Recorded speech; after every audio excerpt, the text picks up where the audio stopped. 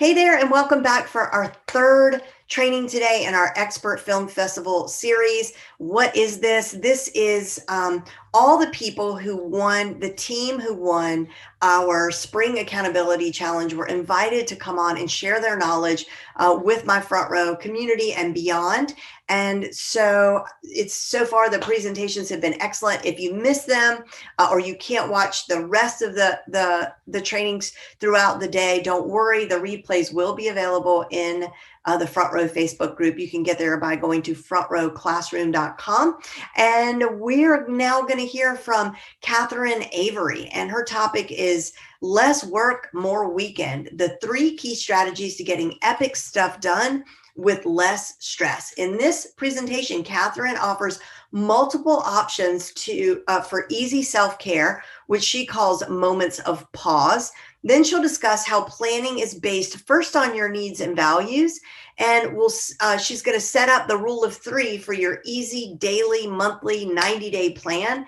And finally, she's going to show us how to prioritize tasks in a fun way for our super energetic and more distracted entrepreneurial brains. Catherine Avery is an ADHD productivity coach, founder of Productivity by Design, and host of the Uncluttered Office podcast. A former queen of clutter, recovering type A Wall Streeter, and a diagnosed later in life ADHDer, Catherine empowers busy professionals who feel like their brain has 50 tabs open to master their time, space, and information. So, Catherine, can't wait to hear what you have to share with us. Take it away. Hi, everyone. Catherine Avery, productivitybydesign.com, and host of the Uncluttered Office podcast. This presentation is less work, more weekend, getting epic stuff done with less stress. I'm going to show you how. So let's start with stress. I don't know about you, but I found this pandemic to be a little stressful. It certainly added an extra layer that no one had expected would happen as we concerned ourselves with our health and maybe having to shift how we did business. For me, I went from a in-person meeting with people, helping them with productivity business, to an online, all laptop. That was the 3-year dream. I had to make that happen in about 3 months. So I know so many who had much worse circumstances than I do. I'm not complaining. I was delighted to be able to be a laptop business, and I'm really enjoying it. But yes, there's stress, day-to-day stressors in our lives, and we need ways to manage them, especially since we are the most important asset in our business. So if you're a small business owner, you do it all. You are the restaurant owner, and you are the chef, the maitre d', the wait person, the chief bottle washer. It can get overwhelming, especially if we're all by ourselves. So who am I to tell you what to do? I am an ADHD and productivity coach. I am a certified productive environment specialist, and I have over 20 years of experience in the worlds of productivity, commercial office, interior design, corporate background. I'm a mom, a wife. We have a cat. I am what I call a cancer thriver. I'm actually a 5.5-year survivor. And I love to do anything on the water, sailing, surfing. I learned how to surf when I was 53, so it can be done. I am also a skier and love spending time with my family. So where does this all begin, my journey with productivity? It really started when I was designing office spaces. And then it hit me when I got cancer that I didn't have a plan B. It was a horrible way to learn that I didn't have the systems in my business to be able to have things run even without me being 100% there. So I had to make an important choice. I knew that I could do 2 things well. I can do work and family well, but now I needed to do chemo and radiation and surgery well. And I knew something was going to have to give. And for me, that was work. And it was really kind of tragic because I love running my small business, but I learned a lot from an experience, and I'm here to share it with you so you don't make the mistakes I did. So what did I do? While I was recovering, I studied. I learned everything I could about productivity, everything from studying the productive environment way of setting up office spaces to time management books such as Getting Things Done, GTD.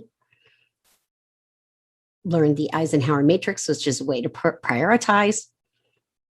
Really everything under the sun. One of my life values is to always be learning. So this was actually really incredibly fun. And it's my life mission to ensure that no other business owner has to shut down their business like I had to. I really want all of you to be able to succeed. And the way you succeed is to have systems. And the important thing about systems is they save you space, time, energy, and money. And because of that, you have your sanity. Big fan of sanity myself. So let's go forward and talk about some of those systems. First, let's talk about how you might be feeling incredibly overwhelmed. You're struggling to get things done in your business. You wish you had 27 hours in the day. You have 8 plates juggling in air when you can really manage maybe 3. You never lay your hands on a file. You have no idea what your next priority is. I know I have been there. Without systems, I was completely overwhelmed. So, what's the cost? The cost of not managing your business so that it doesn't run you, you run it, is possibly money. You could be bringing in fewer clients. If you're in a corporate position, you may be getting fewer promotions.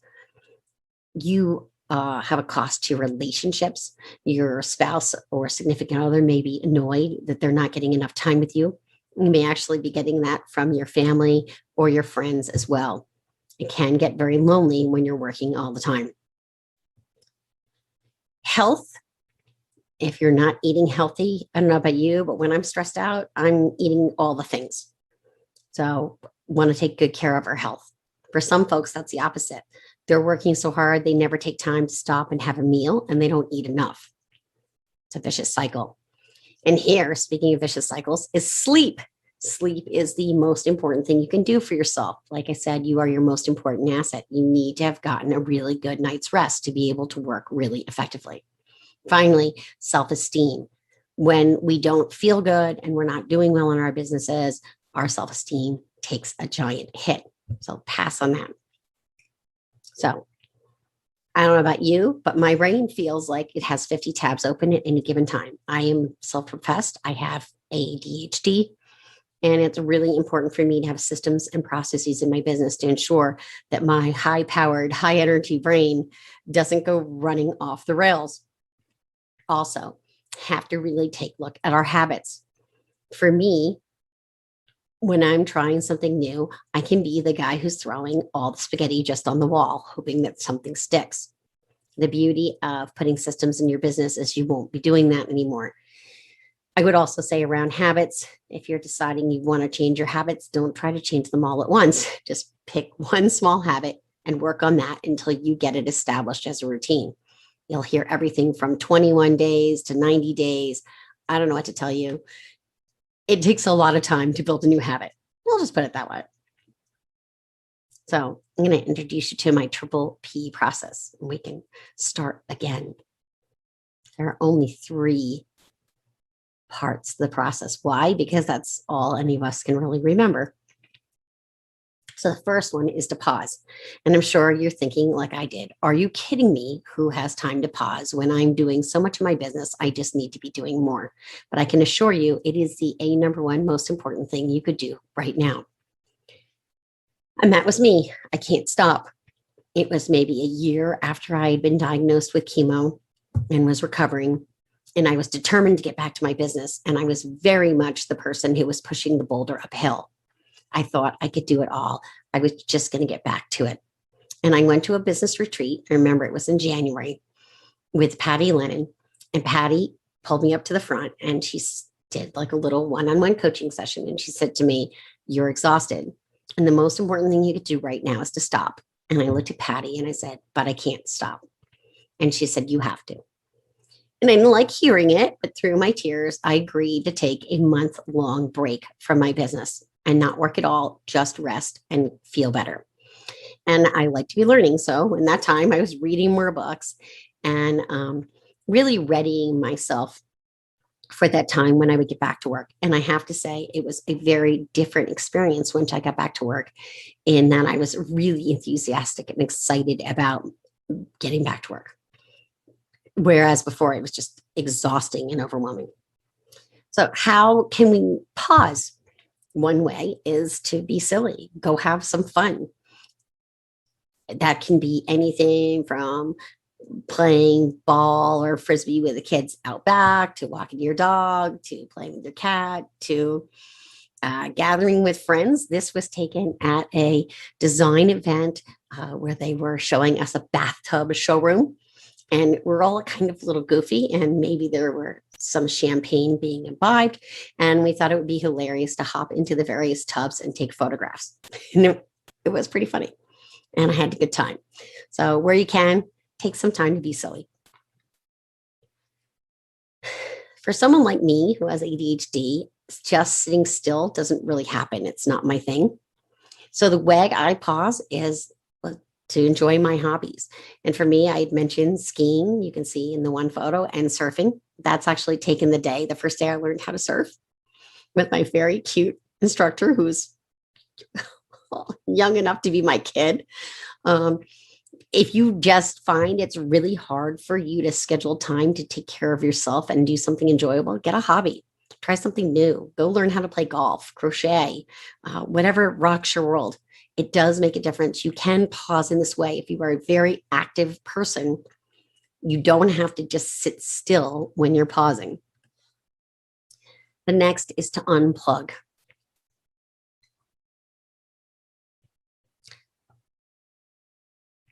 Anne Lamott says, almost everything will work again if you unplug it for a few minutes, including you. In this photo, you can see I'm out on a sailboat with a very good friend of mine, and we don't take phones on this sailboat. Unplugging from technology is amazing, and I highly, strongly recommend it whenever you can, to get away for a few days.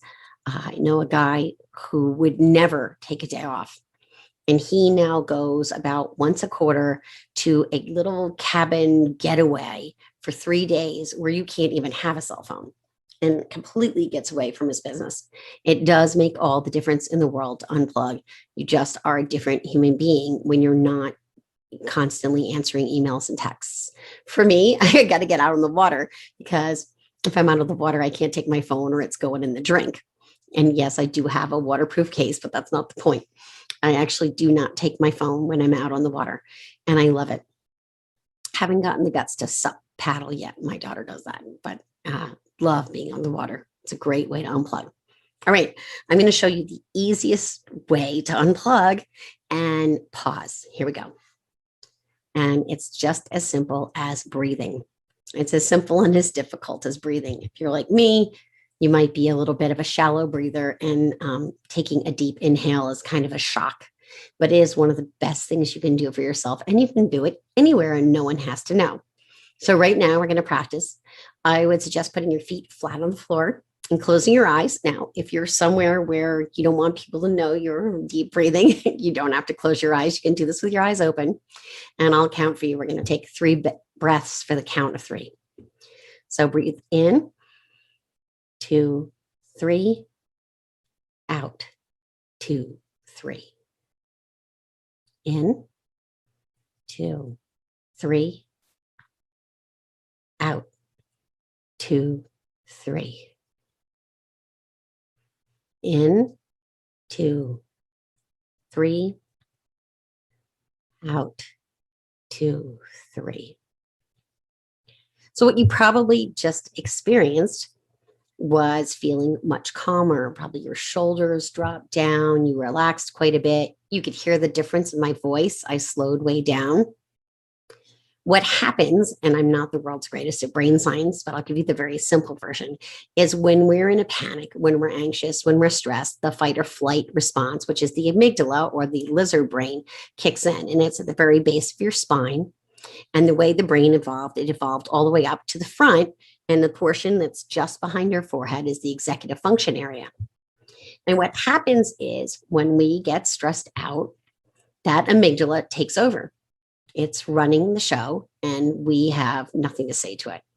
But if we can remember to take a deep breath or two or three, or sometimes for me, 10, we can override that response using the parasympathetic system. That's in the vagal nerve. And what the breathing does is it stops the lizard brain from being able to work using that parasympathetic system. And that's about as scientific as I'm going to get with all of you because it's not my superpower. I just know it works. It's amazing. Use it anytime you're getting stressed or aggravated. So now that we've paused, we can make a plan. So you wouldn't cross the country without opening up a map or Google Maps and plotting out where you're going to go. That's just like having a plan.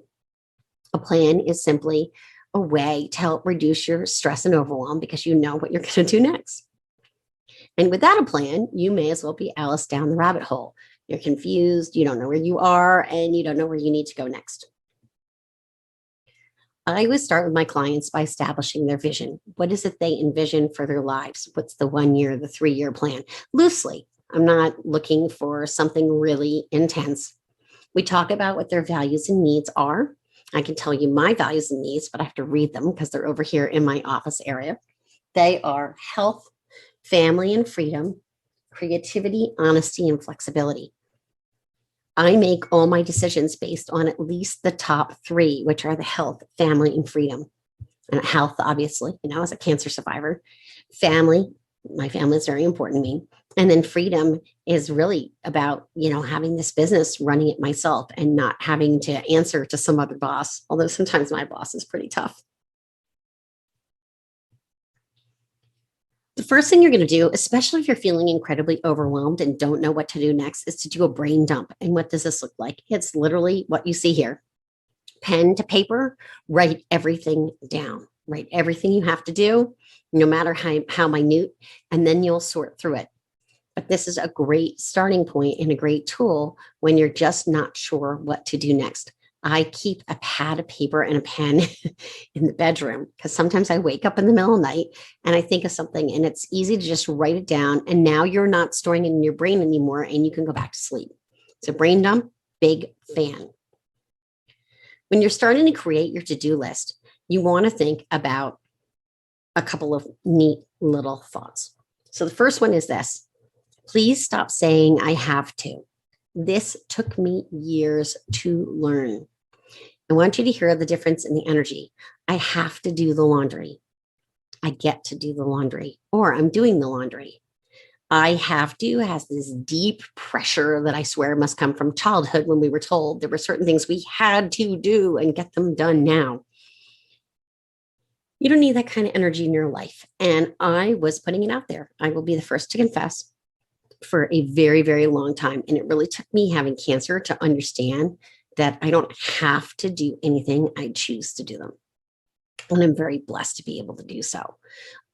When you're going through chemo, it's not so fun. And I was very thrilled to be able to get to exercise. Today was a day I was feeling good enough to be able to exercise. I stopped having to exercise. Pretty great thing. Except that you won't get it all done. This is just the bottom line. I'm going to die with a to-do list, and it is what it is. There are things you can get off your to-do list, and we'll talk about that. But you just aren't going to get it all done in any given day. So if you have 25 things on your to-do list, you're setting yourself up for failure. Better to get it down to 3 or 4 or maybe 5 items, and then you score and have some wins. A lot of this is how we're dealing with our mindset and our emotions. And the more little tricks we can have to get through the day and make it easier, the better. The last thing I'm going to say is it's always good to add the things you want to do on your to-do list. So maybe there's something new you want to learn. Maybe you want to learn how to play the piano or surf. Crazy person like me. Put those things that you want to do on your to-do list. Maybe it's having a date with your spouse. I put everything on my to-do list.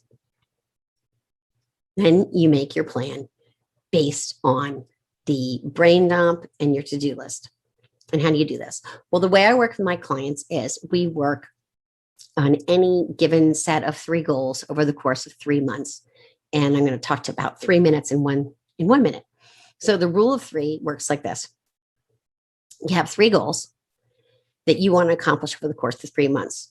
And what I always say is to have 2 business goals and 1 personal / self-care goal. Let's start with the business goals. That could be, I'm going to set up my website. I'm going to launch a podcast. I'm going to create a marketing campaign. I'm going to set up a new course program in Thinkific or Teachable or Kajabi. You can imagine the many, many business goals we can have. Then over the course of those 3 months, we're going to do them. The 1 personal self-care goal can range as well. For one person in my course, she said that her goal was to walk her dog every day. Next thing I know, she had lost 30 pounds because the walk turned into a jog, turned into a run, turned going back to the gym, and she got super healthy. I can't guarantee results for anyone. That kind of floored me, but it was amazing to see how she took a very simple, small self-care goal and made it super powered and amazing for her. There are certainly other things you could be doing as your personal self-care goal. You could decide you're going to meditate 5 days a week. You could decide you're going to have those date nights with your husband or your significant other or your wife. And then the last one is the 3 minutes. And that is this. And you can choose to do this in the morning or in the evening. I'll tell you why one is better than the other. You want to take 3 minutes to review your goals. If you do this in the late afternoon as you're closing up your office, overnight, your brain is working in the background while you sleep on those 3 goals for tomorrow. Pretty nifty stuff. So you get a leg up on the next day. It's great for planning if you can just take 3 minutes at the end of each day to figure out what you're going to do tomorrow. Next is to prioritize. And I want you to hold this lightly because prioritization can feel very heavy and intense, and it doesn't have to be. I'm going to show you how. So first, ask yourself what's most important today. Today might be a really important family day, and it's just not going to be a whole lot about business.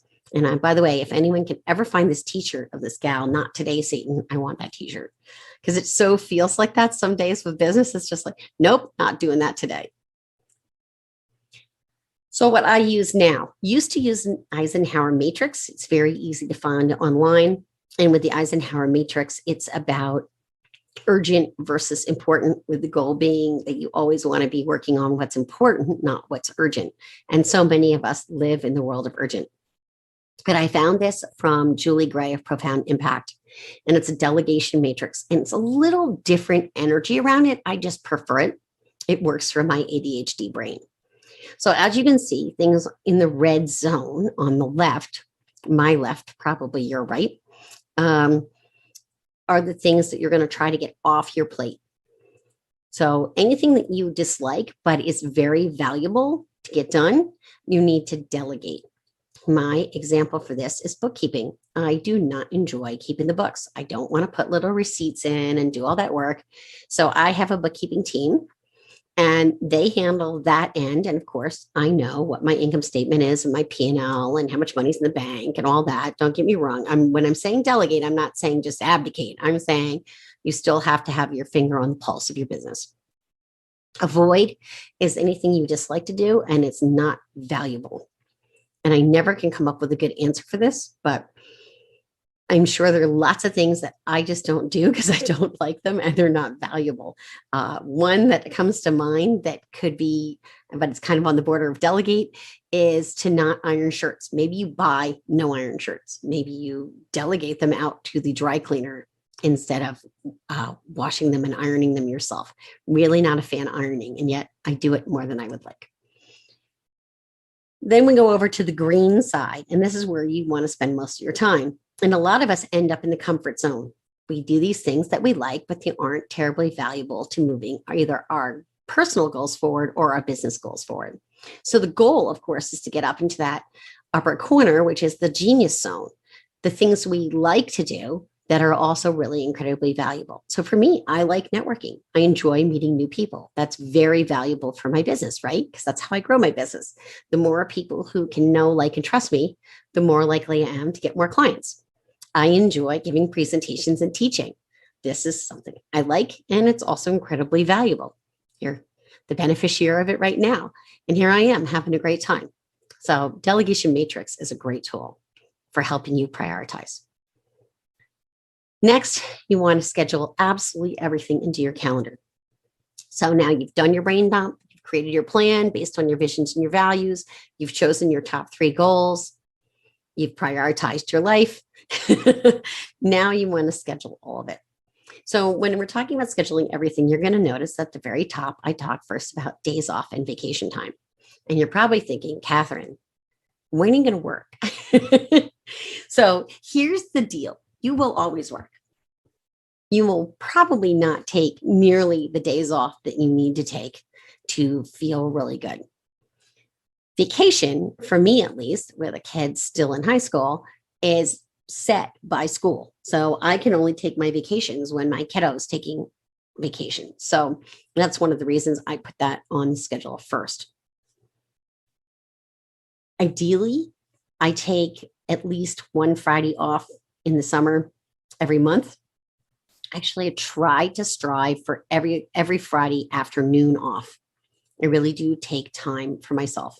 It makes a huge difference, especially in the summer. In the winter, I don't care as much, but in the summer, I really like to be outside. I'm that water girl. I need to be outside. So schedule that first. Next is to schedule any self-care you might be doing. And that can range from going to the hairdresser to taking a power walk to going to the gym to getting a manicure or pedicure. Whatever helps you feel great, schedule that into your schedule because, like I said, your number one asset is you. Next is your family and your friends, time that you're going to spend with them. This family might be something like your daughter's ballet recital. Then you're going to schedule in your work. I assure you, you will work plenty. There's not going to be an issue there. You'll put plenty of hours in at work. Okay, so I've touched upon, but I haven't really directly talked about boundaries. And that's really what this is about. In order to take care of you, you've got to put boundaries in place, systems in place, processes in place so that you can do well. And the only way you can do well is to have those boundaries and honor them.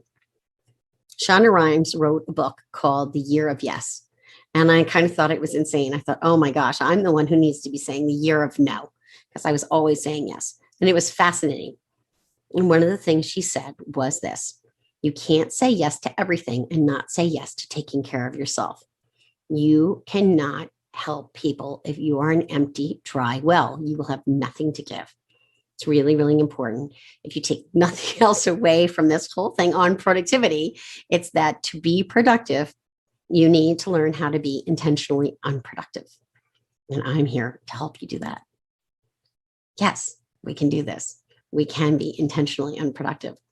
This was taken in Lake Tahoe area on a hike while I was out for a business retreat. And it was a wonderful balance between working on branding and hiking, kayaking, being on the water, taking very cold swims in the lake in October. Oh my goodness.